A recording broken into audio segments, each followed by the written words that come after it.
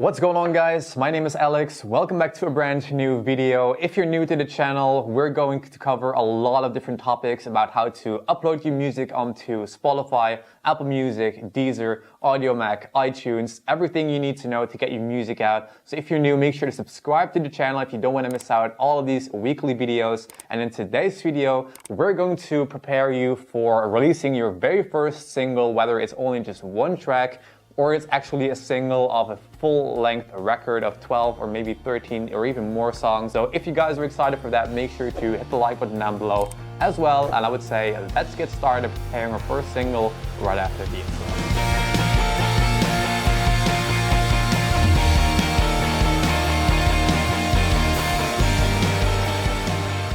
Alright guys, so now it's time to get your single out on Spotify, Apple Music, any kind of platform that you can imagine. So you got the files back from your master engineer. You've been dancing to your own track for days and days in a row. You're ready to let that world hear what you created. So how this essentially works is if you're going to release your first single, people are going to wait also for a full-length album or maybe an EP. And of course, if that's not the case, you can just mention on social media and everywhere where you're going to publish this that it's just only going to be one track. But of course, a single is a single. It needs to have the same kind of attention, the same effort as a full-length album. So first of all, we're going to start off with choosing our distributor, which is of course DistroKid, TuneCore, or any kind of distributors that are out there. It really depends on which one you prefer. I'm at DistroKid because the service is really cool. The website is so easy to use, and I would say let's move on to the first step, which is uploading our track.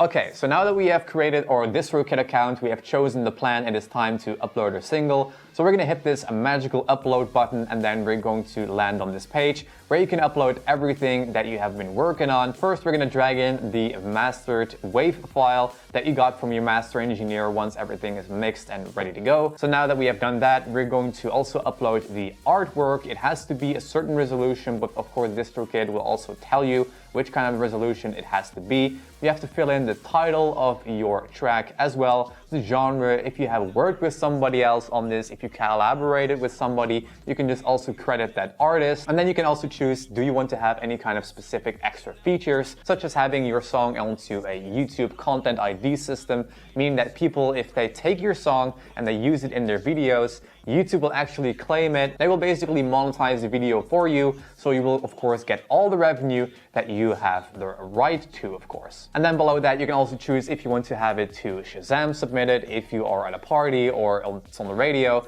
and you want to know which kind of song it is. But of course, if other people want to know, they can just pop up Shazam, they can just play it back, listen to it for a few seconds, and then your name, your artwork, and your song title will pop up. And that's of course all available at a really small extra cost. I think Shazam is only just $1 per song, and then also YouTube ad revenue is only, I think, $4.99 per track, which is not too expensive. So once everything is finished, you have uploaded your artwork in the right dimensions, you have filled in the title, you have also filled in the ISRC code, which is basically like an identification number. It's like a really technical data thing you don't have to worry too much about, but just make sure that if you don't have one, DistroKid will automatically generate one for you. But if you do have one, make sure to submit that one. It's kind of like your social security number. Every single person has this one. Every social number is different. You can also see kind of like an identification number for your songs, and that's basically something you can also just request for free. I also reached out to the Belgian department to, like, when it comes to music licensing, and they just sent me a list from 1 to 12, so I can use all of these numbers separately per song. Okay guys, so once you have finished uploading everything, depending on which plan you have, if you have like the standard one of $9.99 per year, unfortunately you are not able to schedule your release, meaning that you cannot choose a date in the future,